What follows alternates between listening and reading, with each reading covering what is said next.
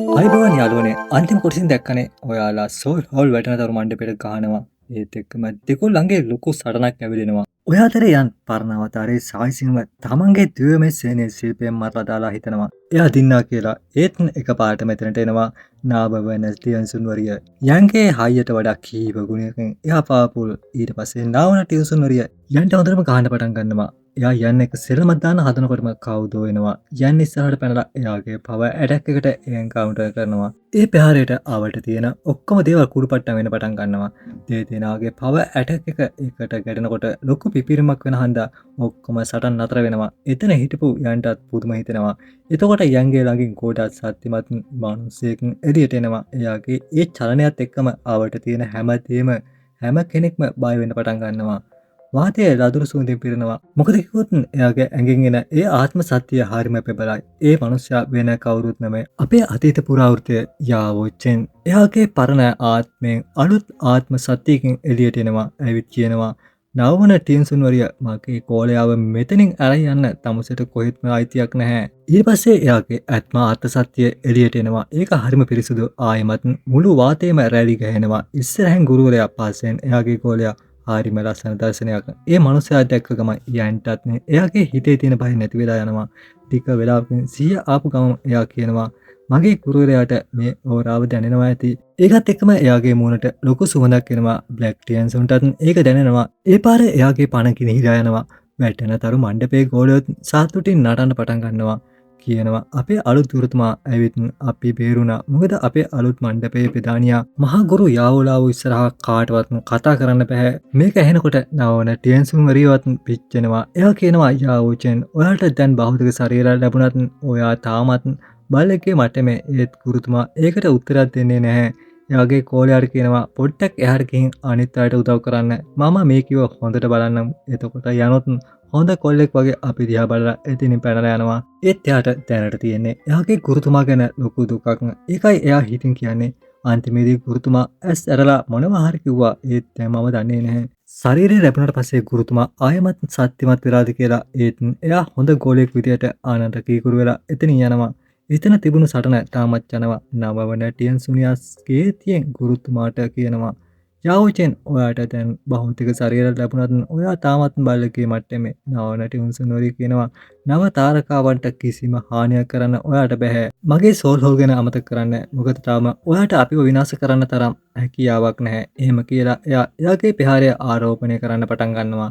ඒක එයාගේ ලොකුම තුරුම්පුව. ඒකෙන් පස්සේ වතුර රැලි ගොඩක් එන්න පටන් ගන්නවා. මොකද එයාගේ දූසත්ත්‍ය වතුර. ඒක නිසා එයාගේ ප්‍රහාරය හරිම ලොකුයි, හරිම භයානකයි.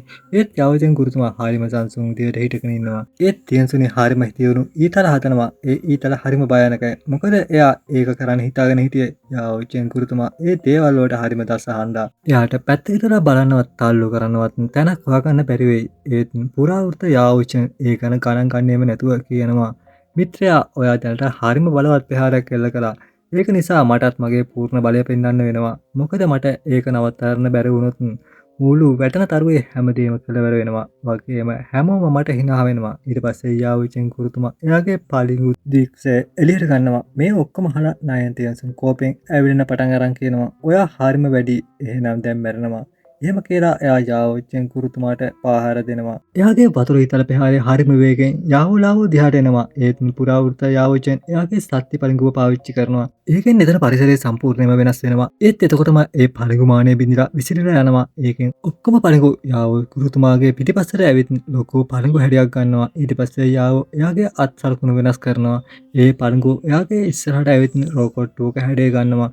ඒක සම්පූර්ණයෙන්ම ආරෝපණය වුණාම යාවෝ ගුරුතුමා ඒකෙන් පහර දෙනවා. එතකොට ටියන්සුන්වරියගේ ඔක්කොම වතුර ඊතර හරිම ලේසියෙන් විනාශ වෙනවා. ඊට පස්සේ යාවෝලාව එයාගේ අත හොල්ලනවා. එයාගේ ප්‍රහාරය වටේ හාදපු හැඩය වටේ ලොකු ඉඩක් හැදෙනවා. ඉරිත් ඇලෙන්න පටන් ගන්නවා. ඒ ඔක්කොම ඉරිත් තලයක් වගේ හැඩයක් අරගෙන මුළු හැඩයම කපලා දානවා. ඒ හැඩය ඉතුරු වෙන්නේ වතුර විතරයි. ඒක අකාල වැස්සක් වගේ ඔක්කොම පැති වලට වැටෙනවා. එතන හිටගෙන හිටපු නවවන ටියන්සුන්වරියට සිහිය නැති වෙලා බය වෙලා කියනවා මේක කොහොමද වෙන්නේ? එයා හරිම ලේසියෙන් බේරුණානේ.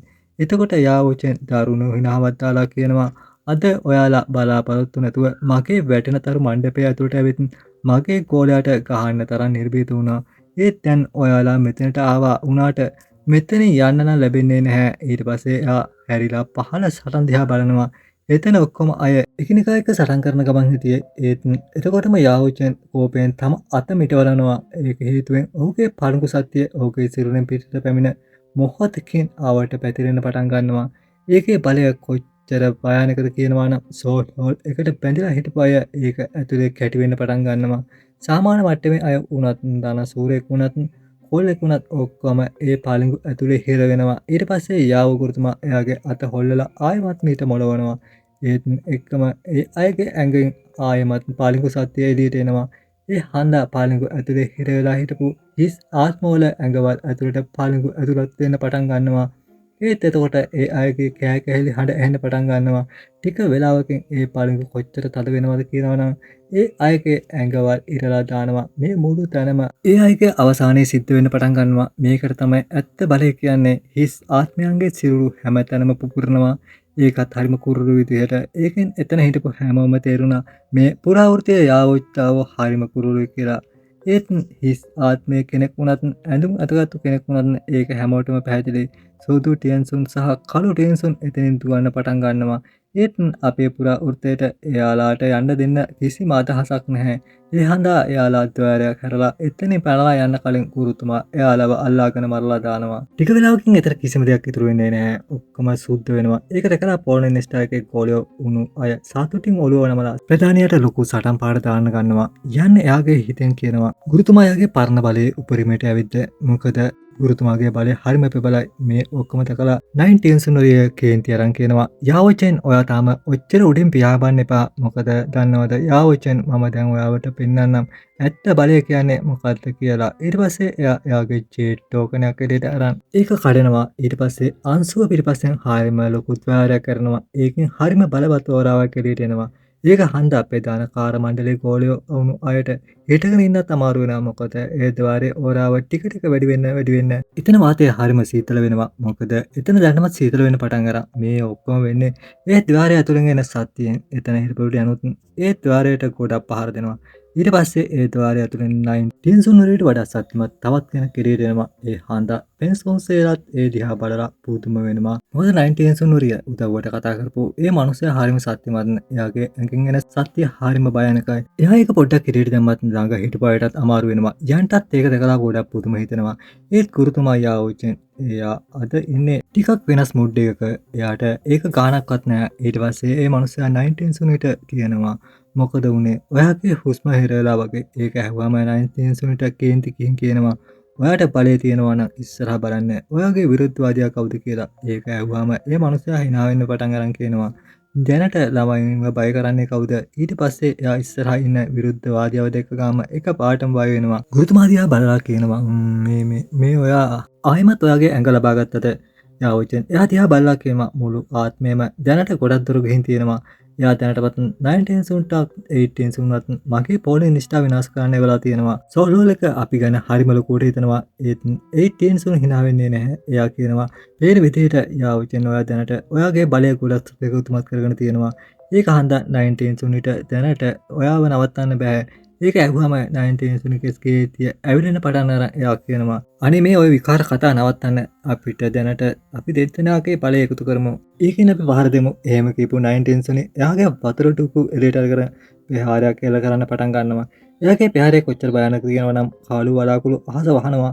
ඒ වලාකුළු ඇතුලේ හරම බලවත් ගිගුරු හඬක් ඇහෙනවා. ඊට පස්සේ එකපාරටම ඒ වලාකුළු ඇතුලේ වැස්සක් වහින්න පටන් ගන්නවා. ඒ වැස්ස හරිම අමුතුයි. හිටගෙන ඉන්න අයටත් අමාරු වෙනවා. ඒ වැස්ස දැකලා හැමෝම පුදු වෙනවා. යන්ටත් ඒක දැකලා හරිම පුදුම හිතෙනවා. එතකොට 18 එයාගේ ඕරාව එළියට අරගෙන එයාගේ ප්‍රහාරය ආරෝපණය කරන්න පටන් ගන්නවා. එයාගේ අයිස් ඩුක එළියට දැම්මම වැටෙන තරු මණ්ඩපය කැටි වෙන්න පටන් ගන්නවා. අහසෙන් වැටෙන වතුර බිඳු එකපාරටම අයිස් බවට පත් වෙලා සම්පූර්ණයෙන්ම නැති වෙලා යනවා. ඒත් එක්කම 19 නොරිය හැඩයක් හදන්න පටන් ගන්නවා. ඒක හන්දා අයිස් බිඳු එයාගේ ඔලුවට උඩින් එක තැනකට එකතු වෙන්න පටන් ගන්නවා. ඒත් ඒ දෙන්නා මැද්දට ප්‍රධාන කාර් මණ්ඩලයේ ගෝලියෝ ආවම එයාලට පොඩි සත්‍යයක් ලැබෙන පටන් ගන්නවා. ටික වෙලාවකින් 19 නිසා 18 ලාගේ ඔලුවට උඩින් ලොකු සත්‍යයක් එකතු වෙනවා. ඒ ලොකු සත්‍ය බෝලේ ටික ටික අයිස් බවට පත් වෙලා ඒකේ ප්‍රමාණය හරිම ලොකු වෙනවා. ඒක දැකලා ස්පේන් සහ වැඩිහිටියෝ බය වෙලා වේවුලන්න පටන් අරන් කියනවා දැන් අපිව කවුද බේරගන්නේ? අපි ඉවරයි. යන්ගේ ධෛර්යයත් ගොඩක් වැඩි වෙනවා. ඒතකොට ඒ ටින්සුන් එයා ගුරුතුමාට කියනවා දැන් මට බලන්න ඕනේ ඔයාගේ වාසනාව කොච්චර කල් ඔයාව රකින්නවද කියලා. ඒත් දැනට ඒ බලවත් පුරාවෘත්ත වලට ඒක ගානක්වත් නැහැ. ඒත් ගොඩක් අය හරිම බය වෙලා ඉන්නේ. මොකද සෝල් කෙල්ල සම්පූර්ණයෙන්ම කෝප වෙලා හයියෙන් hina වෙන්න පටන් අරන්. ඊට පස්සේ සෝල් කෙල්ල ඒ අයිස් බෝලෙන් කෙලින්ම යාවුචෙන්ට පහර දීලා කියනවා ඔයා ආයෙත් මැරෙනවා. ඒ අයිස් බෝලේ හරිම ලොකුයි. ඒකට ගොඩක් දූ සත්‍ය පාවිච්චි කළා. ඒක හන්තා කුරුතුමාව ඒක ඉස්සරහා පෙහෙන්නේ කූඹුවෙක් වගේ. ඒත් එතකොට පුරා උල්ට යාවුචෙන් එයාගේ අත උස්සලා පොඩ්ඩක් හොලවනවා. ඊට පස්සේ කියනවා නවත්තන්න. ඊට පස්සේ එයාගේ ඇඟෙන් පීඩනයක් එළියට එනවා. ලොකු බෝලයක් එයා ඉස්සරහ නතර වෙනවා. ඒක දැකලා එතන හිටපු හැමෝම පුදුම වෙනවා. යන්ටත් පුදුමයි. 19 සොනිත් පුදුම වෙලා කියනවා මේක කොහොමද වෙන්නේ? 8 සොන් පුදුම වෙලා කියනවා. එයා යාගේ උපරිම සත්‍ය ආයෙත් ලබාගෙන ඇති. ඒත් මේ ප්‍රහාරය නවත්තන්න ඒක එයාට කොහෙත්ම බෑ. මේ යාවුචෙන් මොනවා හරි කළු මැජික් එකක් කරලා තියෙනවා. ඒතකොට ගුරුතුමා කියනවා "හේ කාලකන්‍යා ඒ කළු මැජික් නෙවෙයි. ඉස්සරහට බලපන්. මම මේක නැවතුවේ කටහඬින්. තාම මට මගේ සම්පූර්ණ බලය පාවිච්චි කරන්න බෑ කියන එක ඇත්ත. ඒකෙන් මට පාවිච්චි කරන්න පුළුවන් පොඩි කොටසක් විතරයි. ඒකෙන් මට කරන්න පුළුවන් ඒත් ඔයාලාට මෙච්චර බලයක් ඇති. මොකද දැන් මම බල්ලෙක්ගේ මට්ටමේ ඉන්න තරු රණ සූරයෙක් නෙවෙයි." එහෙම කියලා තප්පර දෙකක් නිස්සද්දව ඉඳලා කියනවා. මොකද දැන් මම ඒක අභිභවාගිය පැංක්ෂන් කෙනෙක්. ඒක හැමෝටම ඇහුණාම එතන හිටපු හැමෝම පුදුම වෙනවා. පරික්ෂා කරන්න සතුරුනේ පරික්ෂා කරන්න මිතුරුනේ. එහෙම කියලා සාමියා එයාගේ හස්තය මීට මොලවනවා. එයාගේ කී පළඟුව එයාගේ ඇඟෙන් එළියට ඇවිත් ඒ අයිස් බෝලය පොඩි අයිස් බෝලයක් වගේ හරිම ලේසියෙන් කඩලා දානවා. ඒත් ගුරුතුමා එතනින් නතර වෙන්නේ නැහැ. සටන් කරපු දෙන්නාගේම අයිස් කෑලි වලින් එයාලටම පහර දෙනවා. ඒකෙන් ඒ දෙන්නාටම තුවාල වෙලා කෙලින්ම කන්දක් ඇතුළට විසිරලා යනවා. ඉතුරු වුණ අයිස් දිය වෙලා අහස වහගෙන හිටපු කළු වලාකුළු එකපාරටම විසිරලා යනවා. ආයෙමත් මුළු වැටෙනතරු මණ්ඩපෙම එකපාරටම ආලෝකය පැතිරෙනවා. ඒක හන්දා මුළු ෆෝලෙන් ස්ටායිකම සාතුටින් නටන්න පටන් ගන්නවා. එතකොට මුකුලිගන් හරිම සතුටු වෙලා කියනවා අපේ පෙදානියා දැන් අභිභවාගිය කෙනෙක්. අනේ එතන හිටපු යන්ටත් හරිම සතුටුයි. එයා කියනවා මගේ ගුරුතුමා අභිභවාගිය කෙනෙක්. ඒ අවස්ථාවේ හිටපු අය පිස්සු වැටලා යාවුචෙන්ට හයියෙන් සටන් පාට දාන්න පටන් ගන්නවා. ඒ කන්දෙන් දූවිලි නැගෙනවා. ඊට පස්සේ අපිට පේනවා ඒ ටෙන්සුන් කියනවා දැන් එයා අභිභවාගිය කෙනෙක් වෙලා ඉන්නේ. ඒකයි අපි එයා එක සටන් කරන්න බය. ඒක හන්දා මෙතනින් පැනගමු. ඊට පස්සේ එකපාරටම එතනින් පැනලා යන්න දෙවරයක් කරනවා. දෙන්න එතනින් දුවන්න පටන් ගන්නවා. මේ ඔක්කොම දැකලා ගුරුතුමා කියනවා දැන් ඔයාලා දෙන්න මෙතනට ආපු නිසා මොනවා හරි දාලා යන්න වෙනවා. මොකද මෙතනින් යන එක ඔයාලට එච්චර ලේසි වෙන්නේ නැහැ. එහෙම කියලා එයා එයාගේ අත හොල්ලනවා. ඒක නිසා ආවට කැරගෙන දේවල් ආයෙමත් පුපුරන්න පටන් ගන්නවා. එයාගේ ద్వාරයත් පුපුරලා යනවා. ඒ සත්‍ය ගිහින් දෙදෙනාටම පහර දෙනවා. එතකොට එයාගේ කෑ ගැහි හඬ එනවා. ඒත් එතන ඒ දෙන්නාගේම දුකිය උදවිලා ගිහින් තිබුණේ. ඒත් බලය ගිහින් තිබුණේ නැහැ. ඒක නිසා අටවන ටෙන්සුන් කෑ ගහලා කියනවා අද ඔයා අපේ මුළු සෝල් හෝල් එකටම අපහාස කළා. ඒ මුළු සෝල් හෝල් එකම අනිවාර්යෙන් දවසක ඔයාගේ පලිය ගන්නවා. ඒක හන්දා ඔයා බලාගෙන ඉන්න අපි ඔයාවයි ඔයාගේ වනාන්තරය දාලා යන්නේ නැහැ. එහෙම කියලා එයා එතෙන් දුවගෙන යනවා. ඊට පස්සේ බැටනතරුවේ අය සතුටින් නටන පටන් ගන්නවා. පෙන්සුන්සේ කියනවා මගේ සහෝදර යාවුචෙන් ඔයා ඇත්තටම හරිම පුදුමයි. මොහොතකින් සෝල් හෝල් මිනිස්සු දෙන්නෙක්ගේ එක පහරින් ඉවර කරා. ඇත්තටම ඔයා හරිම නියමයි. ඒ වෙලාවේ යන්ටත් එයාගේ ගුරුවරයාගේ බලය දැකලා හරිම සතුටුයි. එයා දිහා බලාගෙන ඉන්නවා. එතකොට එකපාරටම එයාගේ රූකඩ එයාගේ පස්සෙන් එනවා. ඒකේ තත්ත්වය දැනට හරිම නරකයි. ඒකෙන් ගොඩක් බලවල් තිබුණා. ඒත් යන් එයාට එයාගේ ඉඩ දෙනවා. එයා ඒක ඇතුළට දාගෙන කියනවා මේකේ තත්ත්වය දැනට හරිම නරකයි. මම මේක තවත් දෙතුන් පාරක් සටනට යවුවොත් මේක සම්පූර්ණයෙන්ම කැඩිලා යයි. ඒක හන්දා මේකට ආයි සත්‍ය පුරවන්න වෙයි. ඊට පස්සේ එකපාරටම එයා එයාගේ ගුරුවරයා ළඟට පියාඹලා යනවා. ගිහින් එයාට ආචාර කරලා උසස් වීමක් ලැබුණාට ස්තුති කරනවා. ඒත් ගුරුතුමා කිසිම උත්තරයක් දෙන්නේ නැහැ. ඒක හන්දා එයා ආයමත් ගුරුතුමාට කතා කරනවා. ඒත් ගුරුතුමා තාමත් ඒකට උත්තර දෙන්නේ නැහැ.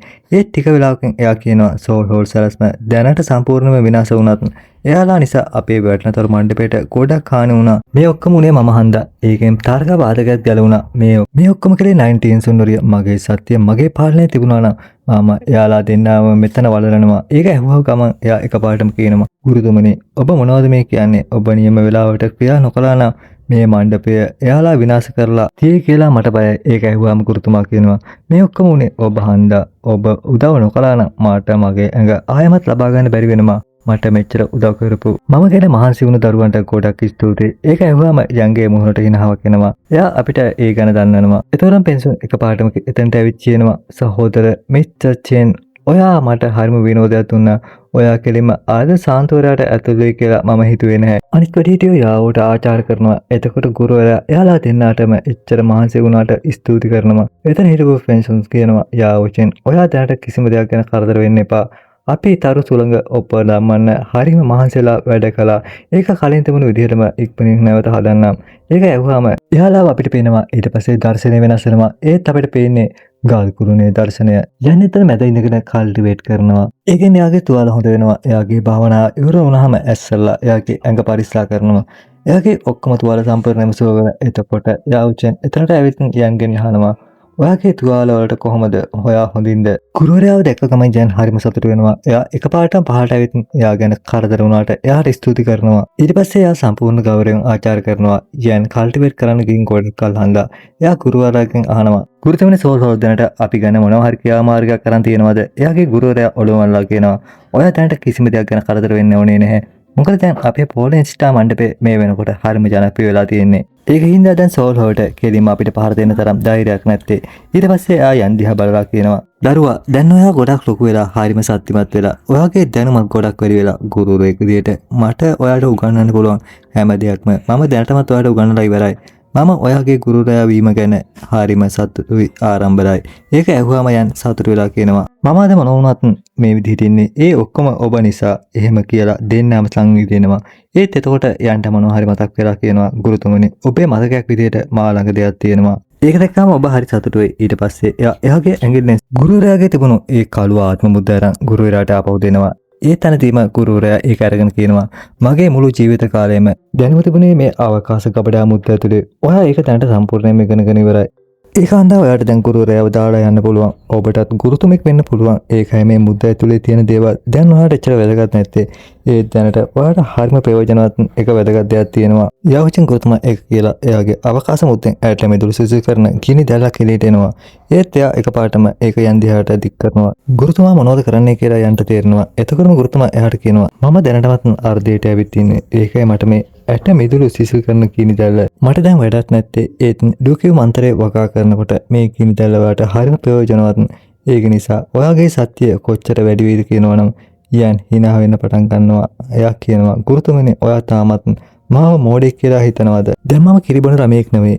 ඒක මම දන්න විදිහට ඇල්කෙමිස් කෙනෙක්ට දිව්‍යමය ගිනි දැල්ල කොච්චර වටිනවද කියලා. ඒකෙන් ඔයා අයින් වෙන්න හිතුවත් සර්ගීය ගිනි දැල්ලේ මිල හරිම වැඩි. ඇල්කෙමිස් කෙනෙකුට ඒක හරිම වටිනවා. ඔයා ළඟ මේ පොන්චෙලින් ප්‍රේම එක තිබුණොත් ඔයාගේ ඇල්කෙමිස් හැකියාව තවත් දියුණු වෙයි. ඒක ඇහුවාම ගුරුතුමාට යන් ගැන හරිම පැහැදීමක් ඇති වෙනවා. එයා හිතනවා දැන් මේ දරුවා කලින් හිටපු කෙනෙක් විදිහට නෙවෙයි. දැන් මේ වෙනකොට හරිම දස්සයි. ඒත් ගුරුතුමා කලින්ම තීරණය කරලා හිටියේ. ඒක එයා අත දික් කරලා යන්ගේ එපා ගේමවත් මතක එයාගේ ආත්මික සලකුණ ඒ ඇට මෙදුළු සිසිල් කරන ගිනි දැල්ලෙන් ඉවත් කරන්නේ. ඒත් යන්ට ඒ දේ ගැන හරිම කේන්ති ගිහින් ගුරුතුමා දිහා බලනවා. එතකොට ගුරුතුමා එයාට කියනවා මම දැන් ඒකේ ඇඟේ මගේ ආත්මික සලකුණ අයින් කළත් ඒක ඇතුලේ තාමත් මගේ මතකේ තියෙනවා. ඒ නිසා ඒක ඔයා වෙනුවෙන් වැඩේ. ඔයා ඒක ගත්තේ නැත්නම් ඒක අයිතිකාරයෙක් නැති එකක් වෙයි. ඒක හන්ද ඒ ගැන හිතපන් දරුවා. ඒක ඇහුවම යන් ටික වෙලාවක් හිතලා ගුරුතුමාගේ බල කිරීම නිසා ඒ ඇට මිදුළු සිසිල් කරන ගිනි දැල්ල අරගෙන ඒ වටිනා තෑග්ග එයාට දුන්නාට ගුරුතුමාට ස්තුති කරනවා. ඒත් එතකොට ගුරුතුමා යන්ට කියනවා දරුවා එයා වෙනුවෙන් සිටීමේ අන්තිම කෑල්ල ඔයාට හම්බ වුණාද? ඒකට කියන්නේ පිටිපහතු කරන යස්ස නෙළුම් දැල්ල කියලා. ඒක ඇහුවම යන් කියනවා මම ඒක නෑ ගොඩක් හොයලා බැලුවා. ඒත් මං කළු ප්‍රදේශයෙන් පස්සේ මට ඒකේ කිසිම සලකුණක් හොයාගන්න බැරි වුණා. ඒක ඇහුවම ගුරුතුමා කියනවා ඔයාගේ ගුරුතුමාවත් අද වෙනකම් පිරිසුදු කරන යස්ස නෙළුම් දැල්ල දැකලා නැහැ. ඒත් මම මගේ බලය පාවිච්චි කළා. ඒ ගැන හොයලා බලන්න ලොකු ගුරුතුමා එතන යන්න පටන් ගන්නවා. ඒත් එතකොට එයාට මොනවා හරි මතක් කරලා යන් දිහා බලලා කියනවා මට ඔයාට තව දෙයක් කියන්න තිබුණා. ඔයාගේ කලින් පෙමුණිය එයා වෙනුවෙන් පොලිනිස්ටාට ඇවිත් ඔයා ගැන අහනවා. ඔයාට එයාව හම්බ වෙන්න ඕනේද? ඒක ඇහුවම යන්ට හරිම පුදුම හිතෙනවා. ඊට පස්සේ දර්ශනය වෙනස් වෙලා අපිට නාලන් යරම්ලා පෙන්නනවා. මොකද වැටෙනතර කාර් මණ්ඩලයේ බැල්කනියේ උඩ යන් එනකම් එයා බලාගෙන ඉන්නවා. ටික වෙලාවක යන් එයා ළඟට එනවා. දැන් නාලන් යරන් යන්ව දැක්කම ලැජ්ජාවෙන් රතු වෙනවා. එයාට හරිම අපහසුවක් දැනෙන්න පටන් ගන්නවා. ඒ අයිකිවොත් එක කාලෙක එයා යන් එක තිබුණු විවාහය කඩලා මුළු සමාජයෙන්ම යන්ට නින්දාවක් කළා. ඒත් අද ඒ කොල්ලා බලවත් දුසුම් මට්ටමේ කෙනෙක් වගේම තරු මණ්ඩපයේ තරුණ ප්‍රධානියා. ඊට පස්සේ යන් නාලන් යරන් ළඟින් ගිහින් එයාගෙන් අහනවා මොකද වුනේ? ඔයා මොකටද මෙහෙට ආවේ? මාව හම්බෙන්න ආවේ? ඒක ඇහුවාම නාලන් යරන් ටිකක් පැකිලලා ධෛර්යය අරගෙන කියනවා කරුණාකරලා මගේ ගුරුතුමාව බේරගන්න. ඒක ඇහුවාම යන්ටත් පුදුම හිතෙනවා. එයා අහනවා මොකද වුනේ? නාලන් යරන් කියනවා එයාගේ ගුරුතුමා ගුරුතුමයි මධ්‍යස්ථානකට එනකොට පාර බැරිදිලා මල් නිකායේ මණ්ඩපයට කියලා එතන ඒ අය එයාලාට වැඩිහිටි තනතුරක් දුන්නා. ඒක හරත් අරතුරක් වුණත් එයාලාට එතන ඉන්න අවස්ථාවක් ලැබුණා. එතන එයාලා කවුරුත් එන්නේ යන්නේ නැති ආදුරු ගුහාවක් ඇතුළට ගිහින් ජීවත් වුණා. ඒ වුණත් ඊට පස්සේ දවසක ගුරුතුමාට හම්බ වෙනවා හරිම අසනීප වෙලා සිහි නැති වෙලා වැටිලා ඉන්න වයසක ගැහණු කෙනෙක්. ඒක නිසා ගුරුතුමා එයාට උදව් කරනවා. ඒ දවස් කිහිපයක් එයා හරිම නරක විදියට ඇසිලා අපිට පහින් ගහලා එළවලා දානවා. ඒත් ගුරුතුමා ඒක ගණන් ගන්නේ නැතුව එයා ගැන බලා ගන්නවා. ඒක නිසා ඒ වයසක ගැහණිකේ හැසිරීම ටික ටික හොඳ වෙනවා. එයා ටිකක් සනීප වෙනවා. ඒත් එකපාරටම දවසක් එයා ඇවිත් ගුරුතුමාව කාර් මණ්ඩලයේ නායකයා කරනවා. ඒකට කළා ගුරුතුමාත් හරිම පුදුම වෙනවා. ඒ ආච්චි තවත් අමාරුවෙන් හුස්ම ගන්න පටන් අරන් එයාගේ මුළු ජීවිත කාලයම තිබුණු සත්‍ය ඔක්කොම ගුරුතුමාගේ ඇඟ ඇතුළට දානවා. ඊට පස්සේ එයාගේ තත්ත්වය නරක අතර හැරෙන්න පටන් ගන්නවා. එයා ගුරුතුමාට පොරොන්දු වෙනවා. එයා මල්නිකායේ නායකයා වෙලා මල්නිකායේ බලා ගන්නවා කියලා. ඒ ගුරුතුමාට නායකයෙක් වෙන්න කිසිම උනන්දුවක් නැහැ. ඒත් ඒ ආච්චි ටෝකන් ඇතිලා ඒක ස්ථිර කරනවා. ඒක නිසා අපි එයා වඩලලා එතනට එනවා. ඒ තමයි මල්නිකායේ. එතන හිටපු නායකයා හොජින්. අපි යාට ටෝකනේ පෙන්වුවාම එයා අපිව බය කරන්න පටන් ගන්නවා. එතකොට අපි ටිකක් බය වෙනවා. ගුරුතුමා එයාට ටෝකනේ දෙනවා. ඒත් හොජින් එතනින් නතර වෙන්නේ නැහැ. එයා ගුරුතුමාගේ ඇඟ පරික්ෂා කරලා බලනවා. එයාට තේරෙනවා මුල්ඩු කිව් තාමත් ගුරුතුමාගේ ඇඟ ඇතුලේ තියෙනවා කියලා. එයා ඒකත් ගුරුතුමාගේ ඇඟෙන් ගන්න පටන් ගන්නවා. ඒත් එතන හිටපු මල්නිකායේ ඔක්කොම වැඩිහිටියෝ ගෝල ගුරුතුමාට කැමති. ඒක නිසා ඔක්කොම ගුරුතුමාට සහයෝගය දෙනවා. ඒක නිසා තමයි අපි මේ වෙනකන් ජීවත් වුනේ. නැත්තම් ඕන කෙනෙකුට එතනම අපිව මරන්න තිබුණා. ඒත් හොජින් අපිව මරන්න නැහැත්තුනේ නෑ. ඒක නිසා එයා සැලැස්මක් හදලා මල්නිකායේ ඉන්න ඔක්කොම වැඩිහිටියන්ට දැන්නීමක් යවනවා. ඒකෙන් ඔක්කොම එයාගේ ආනට කීකුරු වෙන්න වෙනවා. ඒකෙන් එයා මගේ ගුරුතුමාට අභියෝග කරනවා. ගුරුතුමා ඒ අභියෝගයෙන් පෙරදුනොත් එයාට එයාගේ ඔක්කොම දූ සත්‍ය එයාලාට දෙන්න වෙනවා. ඒ මතිවට මෙතන අභියෝගය හරිම වෙනස්. සටන් කරන සහකාරයා එක්ක ඒක නිසා සටන තවත් භයානක වෙනවා. මොකද හොජින් කියන්නේ තරු 4 කෙනෙක් විතරක් වුණත් ඇත්ත ප්‍රශ්නේ තියෙන්නේ එයාගේ සහකාරයා. එයා ඩොසන් මට්ටමේ තරු 6 රණසූරයෙක්. මේ ඔක්කොම ඇහුවාම යයන්ට හරිම කනගාටුයි. එයා කියනවා මේ දෙන්නත් එක්ක තනියම සටන් කරන එක හරිම අමාරුයි. හුවා ආච්චිගේ දුක එයාට තිබුණත් ඊට පස්සේ නාලන්න ආරන් ආයෙත් කියනවා හුවා ආච්චිගේ දුක දැනට සම්පූර්ණයෙන්ම ඉස්සාවර නැහැ. ගුරුතුමා තාම ඒක පිරිසිදු කරලා නැහැ. ඒකයි ඒක ගුරුතුමාට වැඩක් නැත්තේ. මොකද ඒ සටන් සත්‍ය ඒකේ ලකුණක් තියෙනවා. ඒක කඩන්න ඕනේ නම් ඒකට ආත්මීය ගුරුතුමෙක් ඉන්න ඕනේ. එයාගේ හැවලපෙන් පාවිච්චි කරලා එයාට විතරයි ඒක කඩන්න පුළුවන්. ඒ වගේම කාට හරි ගුරුතුමාගේ ඇඟ ඇතුලේ දුක එළියට ගන්න ඕනේ නම් ගුරුතුමාට ලොකු ප්‍රතිචාරයක් වෙනවා. එයාගේ ජීවිතේ පාව නැති වෙන්න පුළුවන්. මේ ඔක්කොම ඇහුවාම සිවයන්ට කිසිම තීරණයක් ගන්න බැරි වෙනවා. එතකොට යාව ගුරුතුමා එතනට ඇවිත් කියනවා ඔයා දැන්ම එතනට ගිහිල්ලා එයාට උදව් කරන්න. මොකද ඒ කෙල්ල නායකයා වුණොත් එයා ස්කයි ප්‍රොෆෝමන්ස් සෙට් එකට සහයෝගය දෙනවා. මල් සෙට් එක එයාලාගේ මිත්‍ර පාසිකෙක් කරගන්නවා. මේ ඉතින් අපිට කොහෙත්ම හොඳ නැහැ. එහෙම කියලා යාව ගුරුතුමාගේ කතාව ඉවර වෙනවත් එක්කම නාල නරන ඇවිත් ගුරුතුමාට ආචාර කරනවා. ඒතකොට ගුරුතුමා එයාට නැගිටින්න කියනවා මේ ඔක්කොම අවශ්‍ය නැහැ. ඊට පස්සේ යන්ට කියනවා යුනියන් මල් සෙට් එකේ නායකයා වුණොත් ඒක අපිට හරිම අවස්ථාවකයි. අනාගතයේදී එයා අපිට හරිම ප්‍රයෝජනවත් වෙයි. මොකද මල් සෙට් එක අපේ හොඳම සත්‍යමත් මිතුරෙක් වෙයි. ඊට පස්සේ එයාගේ පැත්තෙන් ටෝකන් එක කරන් යන්ට දීලා කියනවා ඔයාලට ඒක කරන්න බැරි වෙයි කියලා හිතුනොත් මේක කඩන්න මම එතනට එකපාරටම එන්නම්. එතකොට සිවයන් ඒක අරගෙන නාලන ආරන්ගේ අහනවා ඒ තරගේ පටන් ගන්න තව කොච්චර කාලයක් තියෙනවද? ඒක ඇහුවම නාලන ආරන් ගොඩක් බය වෙලා කියනවා තව දවස් 15යි තියෙන්නේ. මම තාම කාටවත් ඒ ගැන කිව්වේ නැහැ. මොකද දැනට ඔයාලට විතර අපිට උදව් කරන්න පුළුවන් එකම කෙනා. ඒක ඇහුවම යන් කියනවා තව දවස් 15ක් කියන්නේ හරිම අඩු කාලයක්. ඒත් කමක් නැහැ. මම ඔයා එක්ක එන්නම්. ඒ තැනට මගේ කණ්ඩායමේ සමාජිකයෝ තියෙන හොයි ලිටල් පෙරිඩොට තනියම කල්ටිවේට් කරනවා. ඒක මට තාම එයාලට කරදර කරන්න බැරි. මොකද මට එයාලව දැනට මෙහෙට එක්ක යන්න බැරි වෙනවා. ඒතකොට ගුරුතුමා කියනවා කමන්නේ මම දැනට එයාලා දෙන්නව බලා ගන්න. එයාලව මගේ උච්චතම මට්ටමට එක්ක එන්න ක්‍රමයක් හොයාගන්න. මොකද ලිටල් පෙරි එයාගේ වෝපෝල් විස ශරීරේ විස හරිම හොඳ විදිහට එළියට දාලා තියෙන්නේ. ඒක හන්දා එයාගේ බලය ගොඩක් වැඩි වෙන්න පුළුවන්. මට ඒක පිල්ලයක උදව්වෙන් කරන්න පුළුවන්. ඒක ඇහුවාම යන්ට හරිම සතුටු වෙනවා. එයා ගුරුතුමාට කියනවා එයාට කුලින්ව එහාට අරන් යන්න ඕනේ කියලා. එයා ස්තුති කරලා කියනවා ගුරුතුමා දැනට මම යන්න එක්ක යනවා. එතකොට නාලන්න ආරන් මහත් එක්ක එන්න ඕනේ. ඒක ඇහුවාම නාලන්න ආරන්ටත් හරිම සතුටු වෙනවා. එයා එකපාරටම යන්ගේ පස්සෙන් දුවන්න පටන් ගන්නවා. ඒ එක්කම වැටෙන තරු මණ්ඩපයෙන් වෙනත් අලුත් කොටසක් පටන් ගන්නවා. තව කොටස් 3කින් විතර පස්සේ තමයි BTH එකේ ඇත්ත විනෝදේ ඉන්නේ. ඔයාලට ඒ ඇත්ත විනෝදේ විඳින්න ඕනේ නම් වීඩියෝ එකට ලයික් කරන්න යාළුවනේ. මම ඔයාලත් එක්ක ඊළඟ වීඩියෝෙන් හම්බෙන්න. එතකන් ඔයාලා channel එක subscribe කරන්න. හැමෝටම අයබෝන් යාළුවනේ.